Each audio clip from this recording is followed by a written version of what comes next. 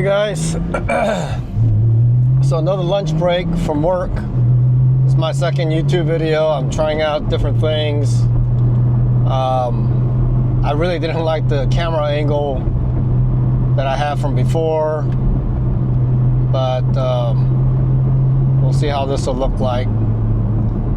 Just messing around. I kept the exposure to auto setting, and I also changed to 4K with 30 frames per second.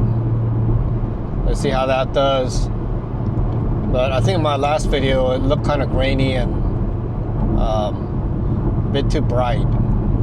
But I did have it on 1080 resolution and I think 60 frames per second. But anyway, hopefully this will come out fine. Won't learn until I try something, right? So let's see. I also put the mic closer to my mouth so you can hear my voice a little more clearly. I think before it was my voice was a little bit too low. I'm going to try to speak up a little bit too.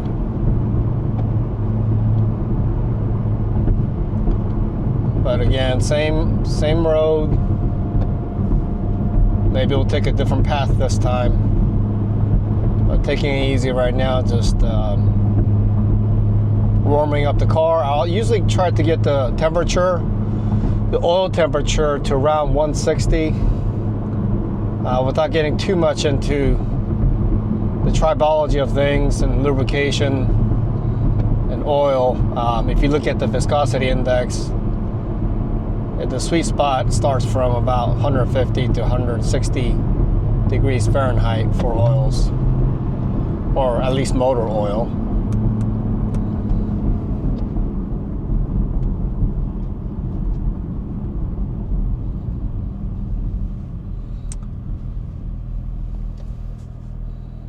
So this drive, I'm going to talk a little bit more about my modifications I have done to the car. My car is really dirty right now, but I may just show it anyway because I like to do it before and after for washing my car as well. Probably do that this weekend. Film that with a POV, and then maybe have a iPhone set up, just going through how I wash my car and detail it. But anyway, for this drive, I guess we'll get started with some of my modifications on this car. So again, this is a 2025 718 GTS 4.0. I have an exhaust valve controller that I can shut on and off. It's from Seoul. And I do have the remote configured with the home link. Very easy to do, just like it's the same thing as if you would on your garage as far as configuring it. So right now, I mean, I could put, so this is closed. I know you can't pick it up on the mic, but this will be open. I also have the Inconel Kline exhaust. I do not have the 200 cell cat headers. Just regular stock headers for now. Just because I don't like this to be too loud.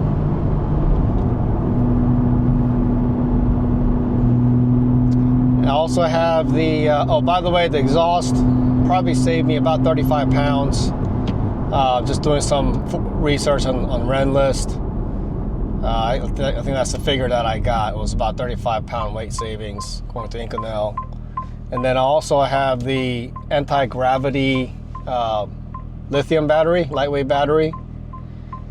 It is at 40 amp hours. Anything lower than that, it will trip some weird engine lights, or fault lights, I should say. And that usually saves you around 30 pounds, roughly. Maybe a little more than that. So all in all, I probably saved roughly 70 pounds on this car.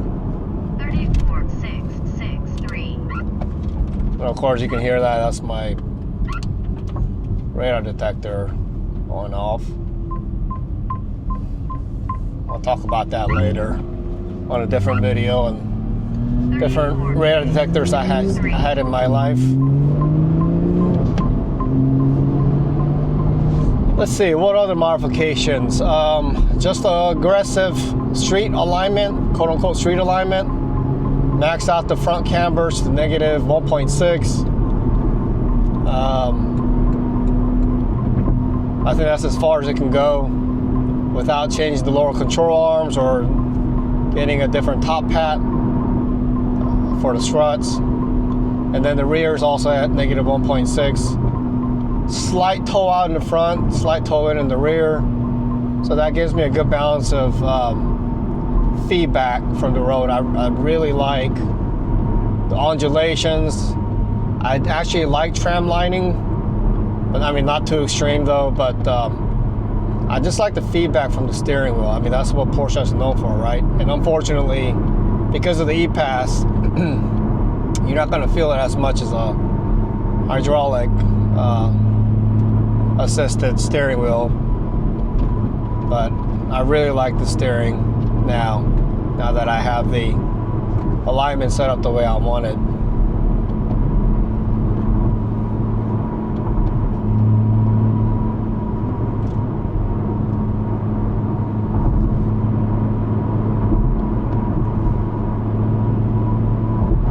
Let's see, what else do I have? Oh, the shifter. Numeric short shifter. It's a must-have if you have a 6-speed manual. I have the stiffer spring option and may try to swap it out to a softer one. I mean, when I put it in reverse going to that D10, it is a bit rough sometimes, but yeah, I really like this shifter. It is notchy, but it is very precise. You have to be intentional about it, a bit intentional when you shift. The stock shifter was great. It's one of the best, but a little bit too soft, a little bit longer throw, but this is a nice first upgrade for any Porsche, I think. And let's see, what else? I think that's about it as far as modifications. Very, very light modifications. I may change the lower control arms in the future to the spherical bearing, and obviously ones that are adjustable. I'll probably get the Elephant Racing, as that one seems to have the boot that goes over the spherical bearing.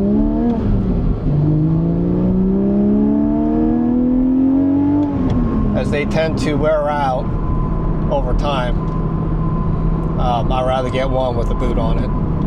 It does give you a little bit more steering feedback. Again, that's my thing. I love it. I've actually thought about getting a Lotus just because I love the steering, but I just like the overall package of this car more than the Lotus Emira that I have test driven before. And I'll probably do a video on that, comparing my thoughts on what I felt on the Lotus Emira versus this car. Because I have seriously thought about getting an Emira.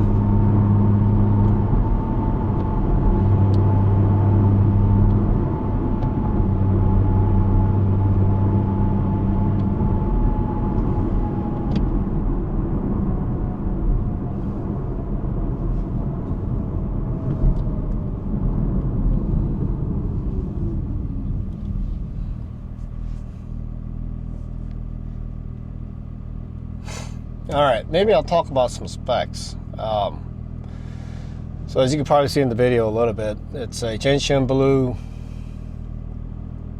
with chalk GTS interior package, stitching on several different areas, the dashboard. I mean I guess I don't know what you would call it, but the defogger area, it's all stitched up.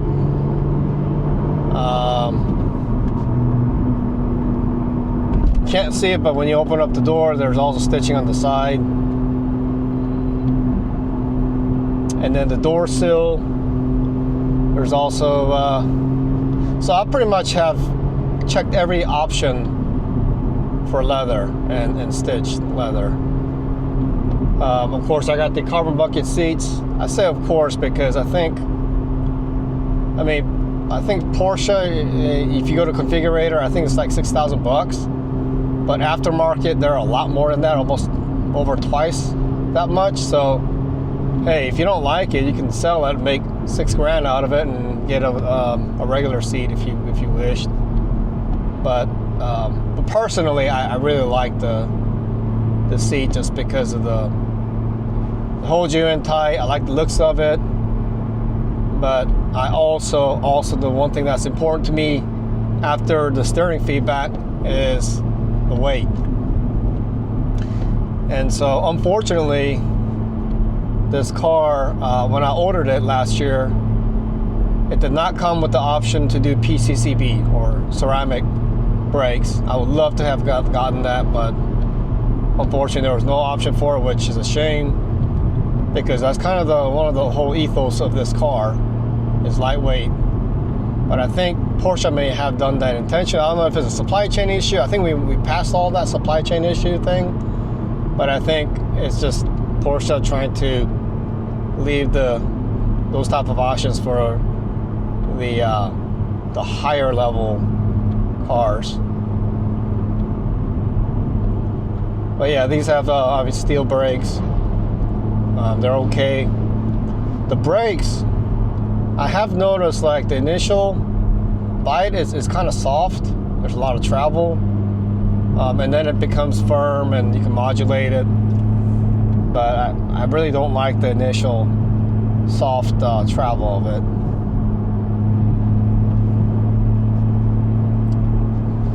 Other than that, let's see what other options. The fuel cap and I think whatever upgrade it was did that. I mean, yeah, I think it was pretty much maxed out. I got everything that I wanted. Maxed out every option there was pretty much.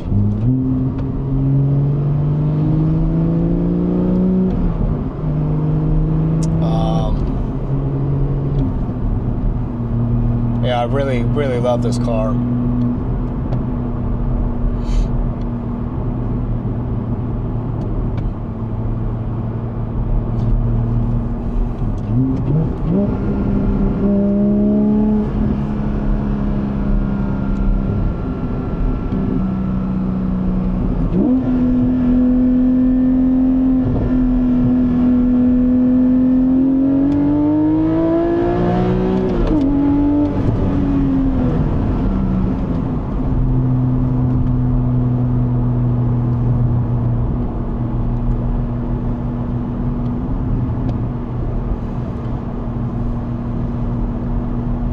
So I have had Porsches before this one.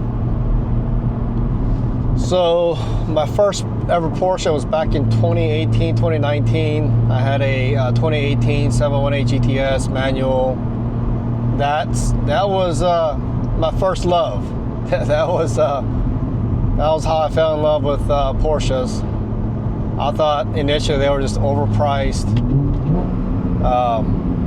cars that didn't have much power, but after I've driven one, I was like, wow, now I get it. I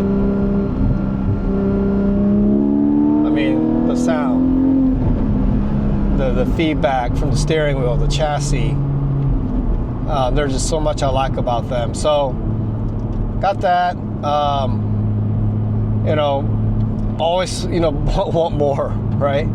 So, and if you want to get into Porsche, obviously, it's a 911. So I wanted to see what that was all about. And so I ended up trading the 718 GTS and got a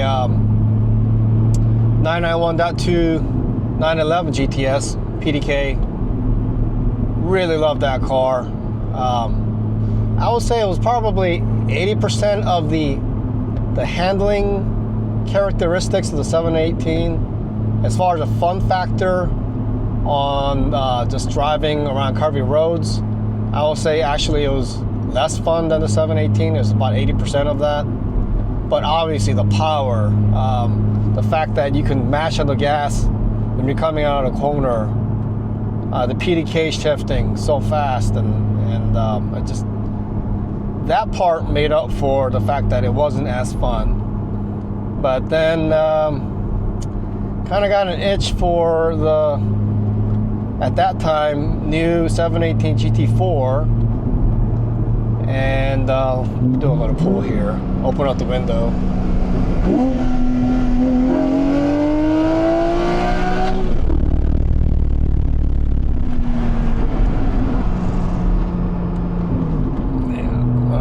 So, where was I? All right, so had the itch for GT4, got that at an awesome deal. That was when COVID just started, and I think I got 6 or 7% off of MSRP. And man, that thing was loaded. Had bucket seats, full leather interior, everything, except for steel brakes. I mean, ceramic brakes. I didn't have that. So I had that for a while, and then had the itch for 992 Carrera S.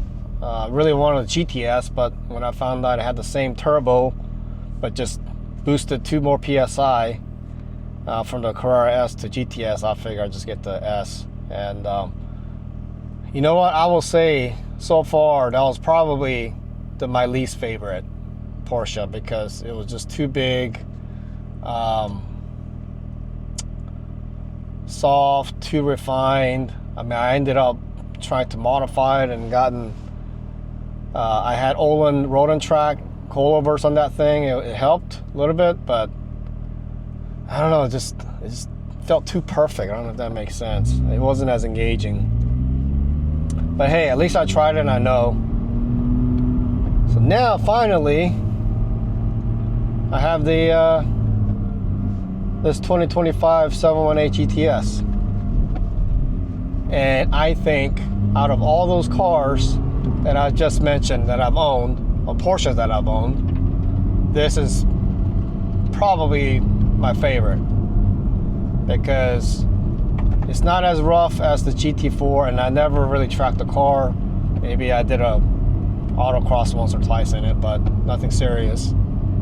So for my use case, what I do with it, the feedback that I want from it, I don't think there's any Porsche right now that's better than this. I have driven just a little bit of my buddy's old GT4 RS. That was a lot of fun, but it's obviously, you get more out of it at the track. So, having said all that, you know, who knows? I might get the new GTS hybrid, 911 GTS hybrid.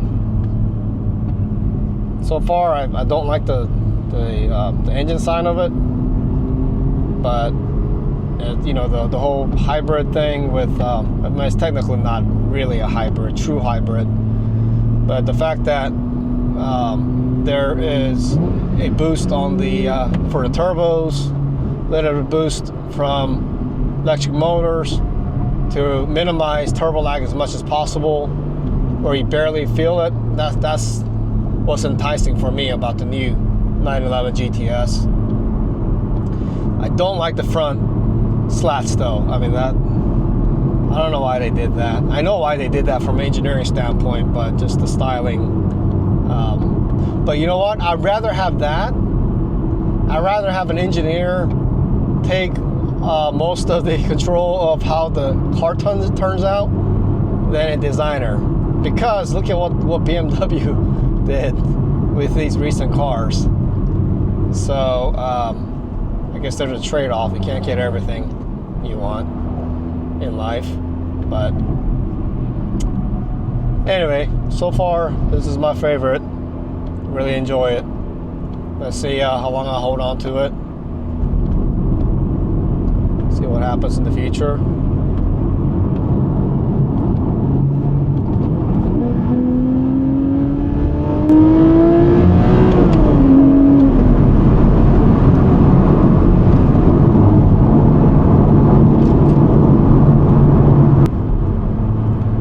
So One thing I really love about this car, as I said, is the steering. I mean, for E-Pass, it's pretty good. Obviously not going to be nearly as good as the hydraulic ones. That's been belabored to death. We all know that. But for E-Pass or today's steering wheel standards, it's really good. So like if I let go of the wheel a little bit, when you hit some bumps, you can see the steering wheel wiggle a little bit. That's actually the part that I actually enjoy that. I know a lot of people don't. I guess regular pedestrians don't.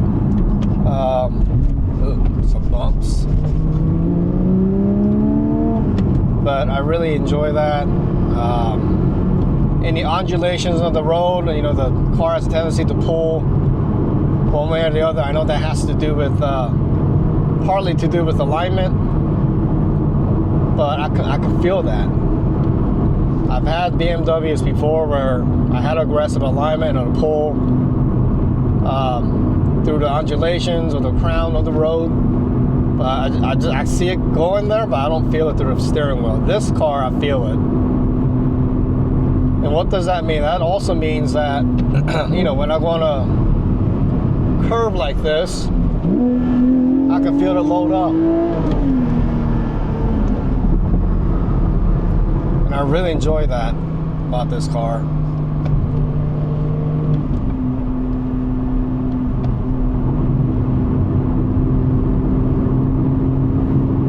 I think the power level, this is probably making like 420 because I have the exhaust. It's been dynoed, I think Flat 6 Motorsports dynoed this exhaust setup and I think made like 20-25 horsepower. So probably making about 420 horsepower. And I think for now, it feels good. I think it's about perfect. Some days, yeah, I mean, I want more power, but it doesn't, I don't think about it all the time. 34,662. Now, when I had a modified RS3, I think that thing made like 620 horsepower, something like that. It was on ethanol. Obviously, it was really fast, a lot faster than this. But the thing that bothered me about that car is I couldn't feel a damn thing. Yeah, I could feel the acceleration, but that's about it. So that bothered me a lot, and so that's how I got into Porsche.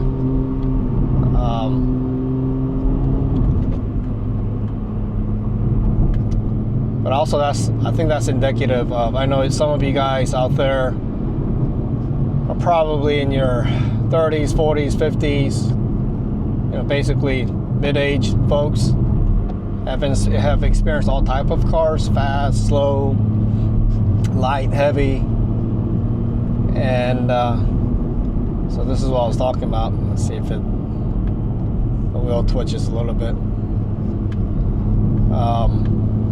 Anyway, I think when you get to that point in your life, you just want something that's like you care less about obviously what people think about you. You focus more on like what you actually enjoy. Yeah, it was kind of, you know, when you're young and dumb, you want the fastest thing on the block.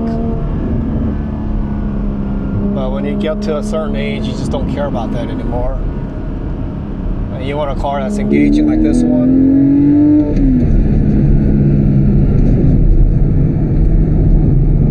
You can see the steering wheel twitch like that. I just love that. I love that feedback.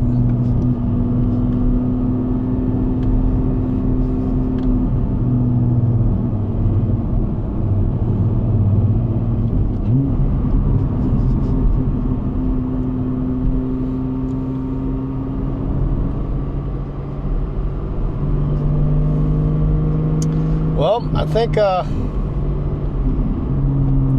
done a lot of recording for today, at least versus yesterday. This is my second time. I like to save some stories for next time as I drive around and pick a different road. next time you guys see me, it'll probably be me washing my car because my car is filthy. So I'm gonna stop the clip now and continue on with our next round, washing my car. Maybe I'll also do a snapshot of my car while it's dirty.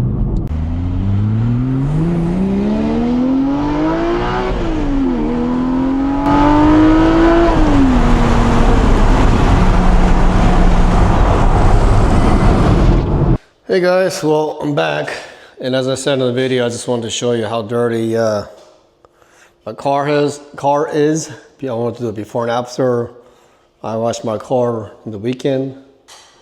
And my garage is damn dirty too. I need to sort that out. But anyway, yeah, my car isn't usually this dirty, but we've had lots of rain. This car gets driven in rain.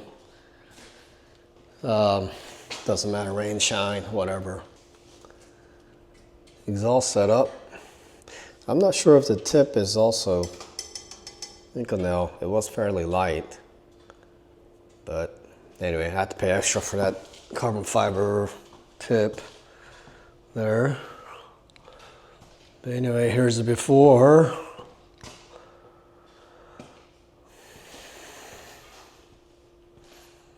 And there's all that grime and dirt. Yeah, she's dirty. So I need a lot of cleaning over the weekend. Look at those wheels. Oh man, this is why I wanted the carbon ceramic brakes, but couldn't order that. They didn't have that as an option. Well, just wanted to show you. She gets driven. Have a good one, guys. Take care. Bye.